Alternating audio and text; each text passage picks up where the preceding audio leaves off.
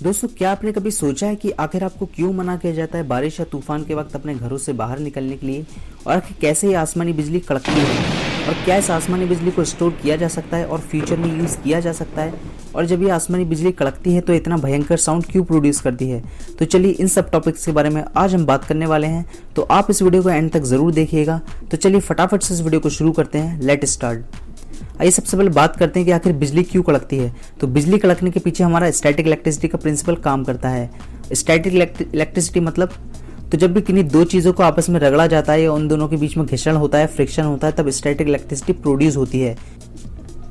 दोस्तों, आपने बचपन में वाला एक्सपेरिमेंट जरूर किया होगा जिसके अंदर आप एक बलून को अपने बालों से या किसी चीज़ से रब किया करते थे, फिर उस गुब्बारे से आप छोटे छोटे कागज़ के टुकड़ों को अट्रैक्ट किया करते थे।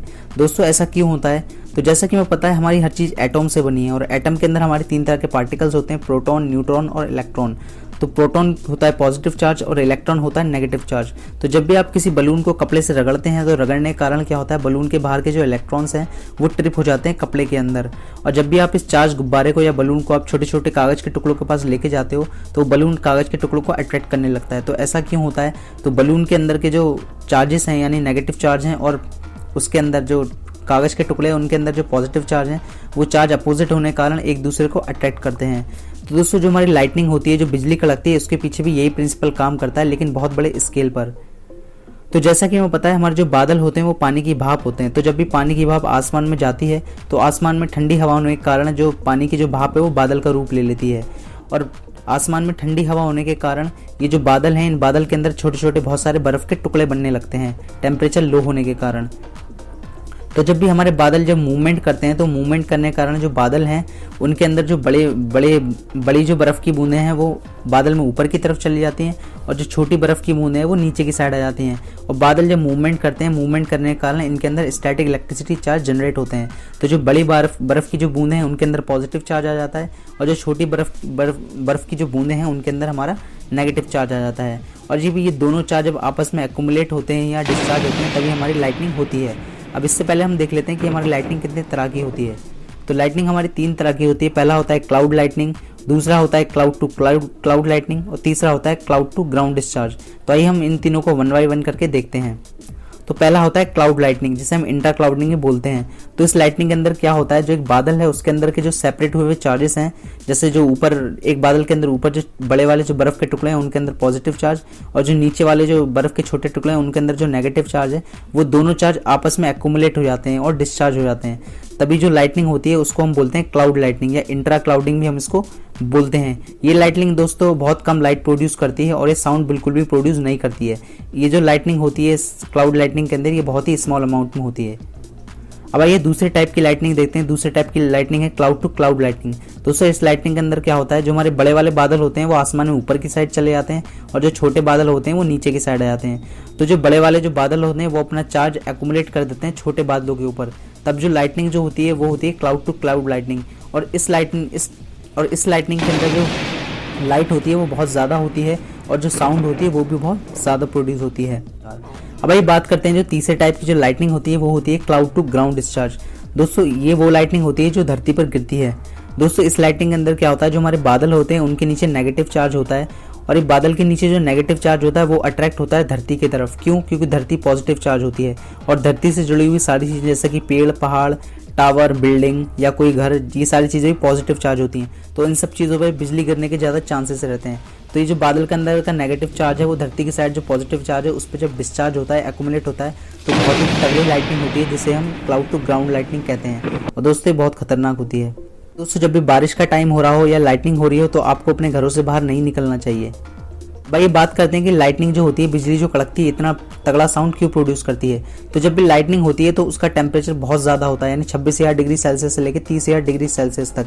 और इसके आसपास जब इतना ज़्यादा टेम्परेचर होता है तो जब लाइटनिंग होती है इसके आसपास की जो एयर होती है वो बहुत ज़्यादा गर्म हो जाती है हाई टेम्परेचर के कारण। और जैसा कि हमें पता है जब भी कोई चीज़ बहुत ज़्यादा गर्म होती है यानी टेम्परेचर बढ़ता है तो वो अपने आप को एक्सपेंड होने की कोशिश करती है। तो जो एयर है यहाँ पे वो अपने आप को एक्सपेंड करने की कोशिश करती है। तो एयर इतना फास्ट एक्सपेंड होती है कि इसके आसपास की जो ठंडी हवा होती है वो उसको आउटवर्ड पुश करती है। तो आउटवर्ड पुश करने के कारण जो यहाँ पे जो साउंड है वो इतनी भयंकर साउंड प्रोड्यूस होती है। अब भाई बात करते हैं कि एक लाइटनिंग स्ट्राइक में कितना वोल्ट और कितना करंट और कितनी हीट होती है। तो दोस्तों, एक लाइटनिंग स्ट्राइक के अंदर 100 मेगा वोल्ट यानी 10 करोड़ वोल्ट होता है। अब हम अंदाज़ा लगाइए कि 10 करोड़ वोल्ट कितना ज़्यादा होगा। आपके घरों में जो सप्लाई आती है वो आती है 220 वोल्ट की। अब वो भी बहुत ज़्यादा खतरनाक रहती है। अगर आपको झटका मार दे तो आपको वो कहीं कोने में फेंक सकती है या वो आपकी जान भी ले सकती है। तो आप अंदाज़ा लगाइए कि 10 करोड़ वोल्ट कितना खतरनाक झटका होगा। अब इसी तरह बात करें कि एक लाइटिंग स्ट्राइक में कितना करंट होता है, तो 10,000 एम्पेयर से लेके 1,00,000 एम्पेयर तक एक लाइटिंग स्ट्राइक में इतना करंट होता है। अगर दोस्तों इस करंट को स्टोर कर लिया जाए तो एक दिन की एक शहर की इलेक्ट्रिसिटी बहुत आराम से चलाई जा सकती है।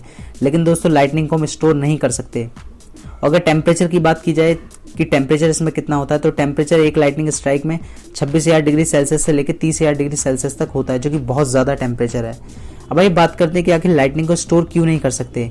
तो दोस्तों लाइटनिंग जो गिरती है वो बहुत कम समय के लिए गिरती है, यानी 0.005 सेकंड के लिए या आधे सेकंड के लिए लाइटनिंग गिरती है, और इतने कम समय में पॉसिबल नहीं है कि हम लाइटनिंग को स्टोर कर सकें। तो इसलिए दोस्तों हम लाइटनिंग को स्टोर नहीं कर सकते। अब भाई बात करते हैं कि लाइटनिंग से कैसे बचा जाए।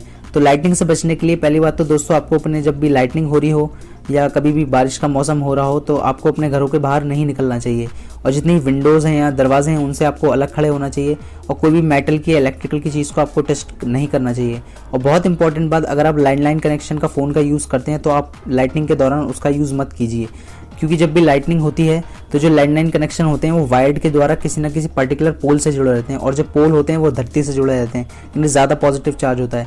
तो ज़्यादा पॉजिटिव चार्ज होने के कारण जो धरती पे ज़्यादा पॉजिटिव चार्ज होने के कारण जो बादल है वो ज़्यादा से ज़्यादा चार्ज डिस्चार्ज करने की कोशिश करता है पोल्स पे या किसी पेड़ पर।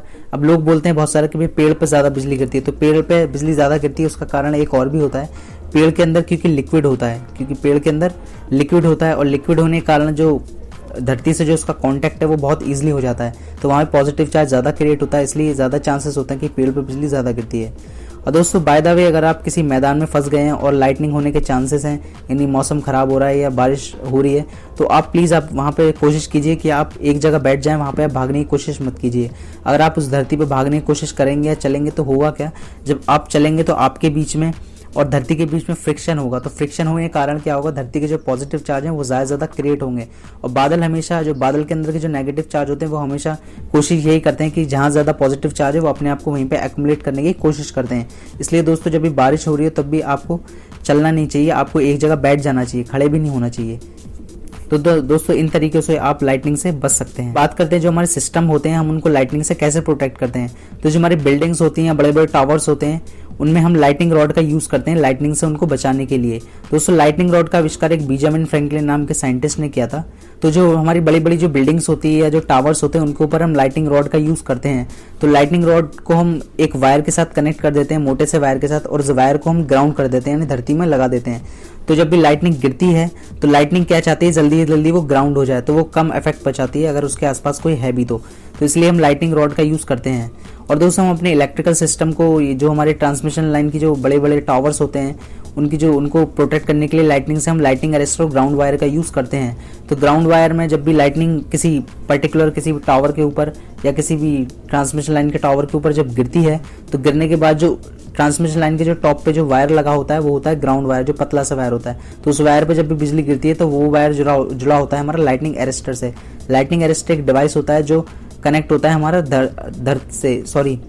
लाइटनिंग अरेस्टर हमारा एक डिवाइस होता है जो कनेक्ट होता है हमारा धरती से।